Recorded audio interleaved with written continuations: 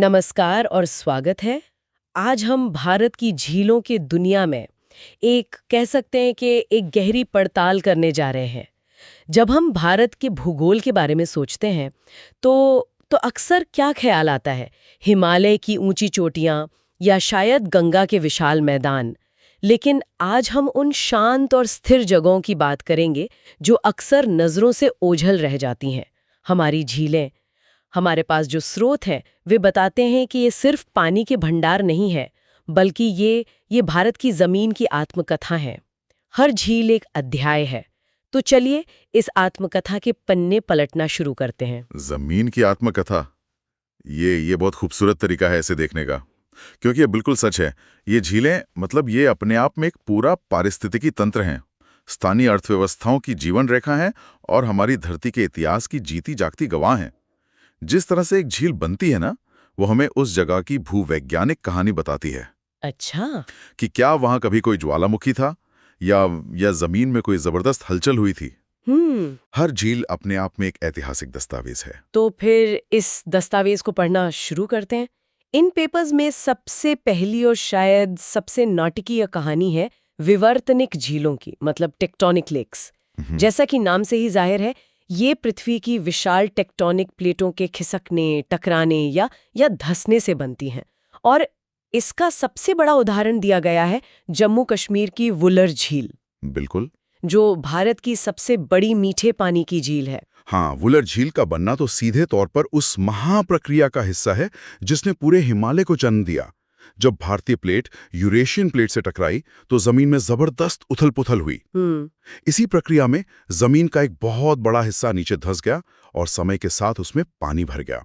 अच्छा। और बन गई वुलर झील। एक मिनट, तो क्या इसका मतलब ये है कि आज भी, मतलब उस इलाके में जमीन अस्थिर है? क्या वुलर झील का आकार भविष्य में बदल सकता है? सैद्धांतिक रूप से बिल्कुल। हिमालय आज भी सक्रिय रूप से बढ़ रहा है।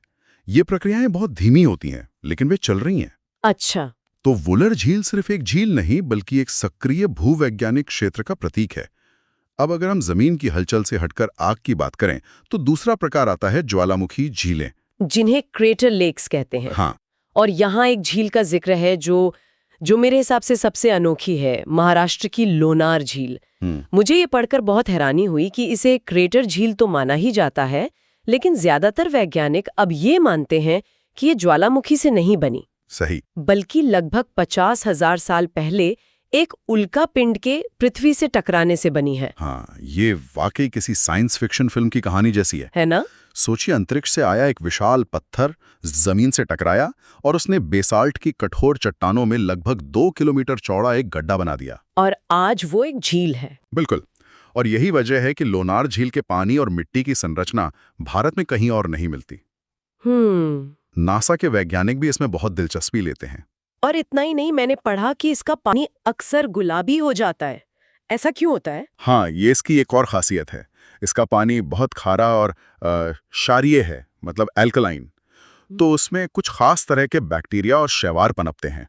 अच्छा। जब पानी में नमक की मात्रा बहुत बढ़ जाती है और सूरज की रोशनी तेज होती है, तो ये सूक्ष्म जीव एक गुलाबी रंग का पदार्थ पैदा करते हैं, जिससे पूरी झील का रंग बदल जाता है। हाँ, प्रकृति का एक अद्भुत नजारा है ये। पहाड़ों की उथल-पुथल देख ली, अंतरिक्ष का पत्थर भी देख लिया। इन स्रोतों में और कौन-कौन से तरीके बताए गए हैं जिनसे झीलें बनती हैं? कई तरीके हैं। जैसे हिमालय के ऊंचे इलाकों में हमें हिमानी झीलें, मतलब ग्लेशियर लेक्स मिलती हैं। ग्लेशियरों से बनी हुई। हाँ, जब विशाल ग्लेशियर पहाड़ों से नीचे खिसकते हैं तो वे अपने वजन से जमीन को कुरेदते हुए चलते हैं, जिससे बड़े बड़े गड्ढे बन जाते हैं। बाद में जब ग्लेशियर पिघलते हैं तो इन्हीं गड्ढों में पानी भर जाता है। अच्छा, तो नैनीताल, भीमताल, ये सब इसी तरह बनी है? बिल्कुल। हमारी कई खूबसूरत पहाड़ी झीलें इसी तरह बनी हैं। पहाड़ों और पठारों की बात तो समझ आती है, लेकिन हमारे लंबे समुद्र तटों का क्या? वहां तो जमीन खिसकने या ग्लेशियर बनने जैसी प्रक्रिया नहीं होती होगी। नहीं, वहां कहानी बिल्कुल अलग है। तटीय इलाकों में हमें मिलती हैं लैगून झीलें। लैगून? हाँ, यहाँ मुख्य किरदार समुद्र की लहरें और हवाएं हैं। लहरें? हाँ, लहरें अपने साथ रेत और गाद लाकर तट के किनारे जमा करती रहती हैं। धीरे धीरे ये रेत जमा होकर एक दीवार जैसी बना देती है, जो समुद्र के पानी के एक हिस्से को मुख्य समुद्र से अलग कर देती है। अच्छा, तो ये एक तरह से समुद्र का ही एक टुकड़ा है जो जमीन और रेत की दीवार के बीच कह सकते हैं कि कैद हो गया। बिल्कुल सही। और चूंकि ये समुद्र से जुड़ा होता है, इसका पानी खारा होता है। जैसे उड़ीसा की चिल्का झील। चिल्का और केरल की वेम्बनाड झीलें, ये इसके सबसे बेहतरीन उदाहरण हैं। और आखिर में एक और प्रकार है, वायु द्वारा निर्मित झीलें, जिन्हें एओलियन लेक्स कहा जाता है। ये रेगिस्तान में बनती होंगी। हाँ, रेगिस्तानी इलाकों में जहां तेज हवा रेत को उड़ाकर गड्ढे बना देती है, और जब कभी बारिश होती है तो इन गड्ढों में पानी भर जाता है। तो राजस्थान की सांभर झील इसी का उदाहरण है। बिल्कुल, सांभर झील इसी प्रक्रिया का एक क्लासिक उदाहरण है। तो जब हम इन सबको एक साथ देखते हैं, मतलब हिमालय में टेक्टोनिक हलचल से बनी वुलर, उल्कापिंड की निशानी लोनार, ग्लेशियरों से तराशी गई नैनीताल और तटों पर समुद्र से बनी चिल्का, तो ये सिर्फ भूगोल नहीं है, ये सचमुच भारत की जमीन की कहानी है। चलिए, अब इस कहानी के कुछ सबसे दिलचस्प किरदारों से मिलते हैं, भारत की कुछ खास और अनोखी झीलें। जरूर।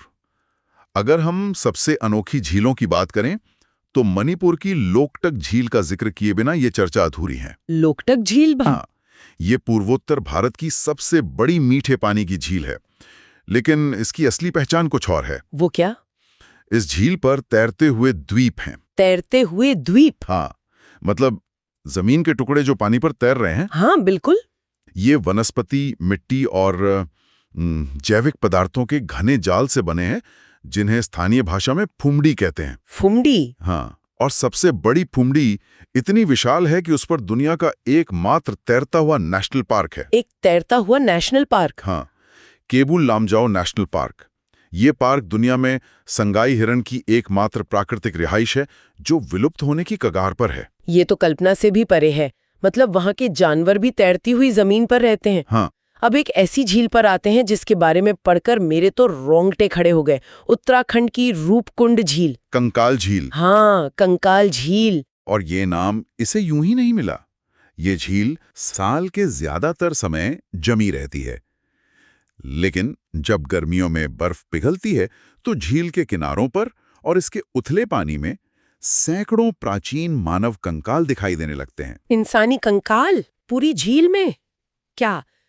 क्या हमें कुछ पता है कि ये लोग कौन थे? किसी सेना के जवान या कोई तीर्थयात्री?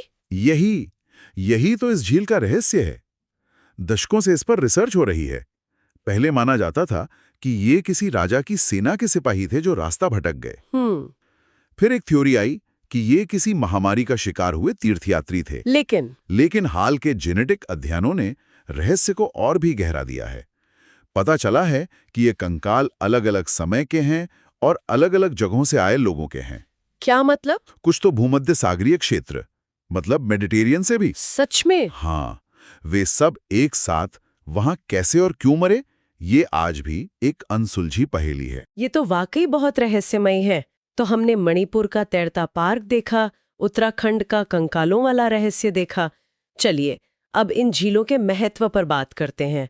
ये सिर्फ खूबसूरत और रहस्यमयी ही नहीं है, इनका हमारी जिंदगी में बहुत बड़ा योगदान भी है। बहुत बड़ा योगदान। सबसे पहले तो ये पानी के प्राकृतिक प्रबंधक हैं। अच्छा, वो कैसे? जब भारी बारिश होती है तो ये झीलें अतिरिक्त पानी को अपने अंदर सोख लेती हैं, जिससे आसपास के इलाकों में बाढ़ का खतरा कम हो जाता है। और सूखे के समय? सूखे के समय यही जमा किया हुआ पानी धीरे धीरे जमीन में रिसकर भूजल स्तर को बनाए रखता है। और आर्थिक महत्व तो साफ दिखाई देता है।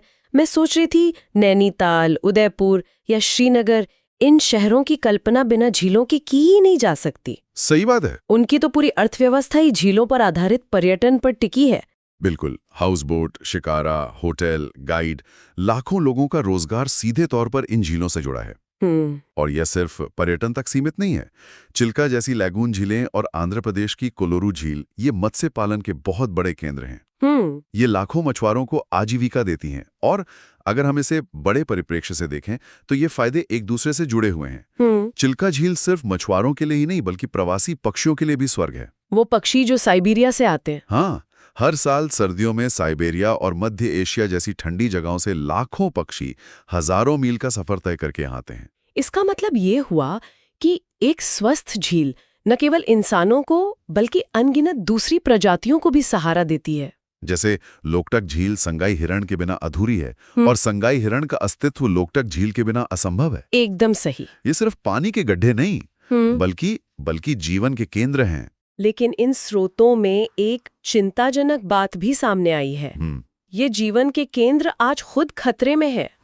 हमारी कई झीलें संकट में हैं। 3 मुख्य खतरों पर प्रकाश डाला गया है: यूट्रोफिकेशन, अतिक्रमण और प्रदूषण। यूट्रोफिकेशन, ये शब्द सुनने में काफी तकनीकी लगता है। इसका आसान मतलब क्या है? इसे ऐसे समझिए कि हम अपनी झीलों को जरूरत से ज्यादा खिला रहे हैं। ज्यादा खिला रहे हैं? हाँ, और ये उनके लिए जानलेवा साबित हो रहा है। होता यह है कि खेतों से बहकर आए उर्वरक और शहरों से बिना ट्रीटमेंट के छोड़ा गया सीवेज जब झील में पहुंचता है तो उसमें पोषक तत्वों की बाढ़ आ जाती है।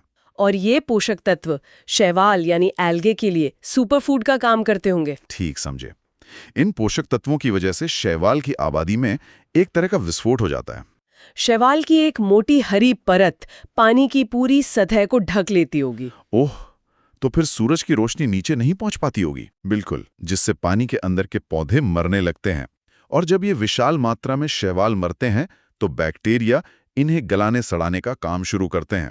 और इस प्रक्रिया में बहुत सारी ऑक्सीजन खर्च होती होगी। बहुत ज्यादा। बैक्टीरिया पानी में घुली हुई लगभग सारी ऑक्सीजन का इस्तेमाल कर लेते हैं। तो फिर मछलियों का क्या होता है? ऑक्सीजन की इस कमी से झील में मछलियां और दूसरे सभी जलीय जीव घुटकर मरने लगते हैं। धीरे धीरे एक जीती जागती झील एक बदबूदार मृत जोन में बदल जाती है। ये तो बहुत डरावनी बात है। मतलब हम अनजाने में अपनी ही झीलों का गला घोंट रहे हैं। लेकिन स्रोत में एक और खतरे का जिक्र था जो शायद इससे भी सीधा है: अतिक्रमण। क्या इसका मतलब ये है कि हम सचमुच इन झीलों की जमीन पर कब्जा कर रहे हैं? बिल्कुल, और ये बहुत तेजी से हो रहा है। जैसे जैसे हमारे शहर फैल रहे हैं, झीलों को जमीन के एक खाली टुकड़े की तरह देखा जा रहा है। उनके किनारों पर, उनके कैचमेंट एरिया में अवैध रूप से घर, होटल, दुकानें बना ली जाती हैं। और झील सिकुड़ती जाती है। हाँ, धीरे धीरे झील का आकार सिकुड़ता जाता है।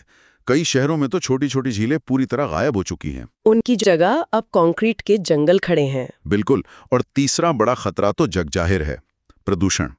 फैक्ट्रियों से निकलने वाला जहरीला रासायनिक कचरा, घरों से निकलने वाला प्लास्टिक, सब कुछ बिना सोचे समझे सीधे झीलों में डाल दिया जाता है। तो चलिए आज की चर्चा को समेटते हैं।